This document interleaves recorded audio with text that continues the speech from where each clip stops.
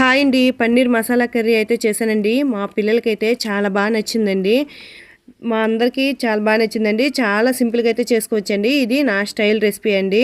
ఒక బౌల్ తీసుకొని 3 table spoons అయితే పెరుగు తీసుకున్నానండి. పెరుగు, పసుపు, కారం, ధనియాల పొడి, జీలకర్ర పొడి, టేస్ట్ తగ్గట్టు సాల్ట్ వేసుకొని పన్నీర్ మంచిగా కలుపుకున్నానండి. మంచిగా కలుపుకున్నాక పన్నీర్ వేసుకొని కలిపి మూత పెట్టేసి పక్కన పెట్టుకున్నానండి. ఈలోపు ఆనియన్స్, టమాటాలు అయితే కట్ చేసుకొని పెట్టుకున్నాక కడాయి పెట్టుకొని ఆయిల్ యాడ్ చేసుకొని ఆనియన్స్, టమాటాలు అయితే వేసుకొని ఫ్రై చేశానండి. ఇవి కాస్త ఫ్రై అయితే చాలండి. ఇవి ఫ్రై అయినాక మిక్సీ జార్లో వేసుకొని పేస్ట్లా చేసుకోవాలండి. పేస్ట్ చేసుకున్నాక కడాయి పెట్టుకొని ఆయిల్ యాడ్ చేసుకొని బిర్యానీ స్పైసెస్ అయితే యాడ్ చేసుకొని మంచిగా కలుపుకున్న ఫ్రై అయినాక మనమైతే పేస్ట్ చేసుకున్న మసాలా అయితే వేసుకొని ఫ్రై చేసుకోవాలండి. ఫ్రై అవుతున్నప్పుడే టేస్ట్ తగ్గట్టు సాల్ట్, కొంచెం కారం యాడ్ చేసుకొని మనమైతే మ్యాగ్నేట్ చేసుకున్న పన్నీర్ వేసుకొని కలుపుకోవాలండి. కాస్త వాటర్ కూడా యాడ్ చేసుకొని చిక్కపడినాక దింపేసినట్లయితే మనకు పన్నీర్ కర్రీ అయితే రెడీ అయిపోద్దండి. మీకు కూడా నచ్చినట్లయితే లైక్ చేయండి.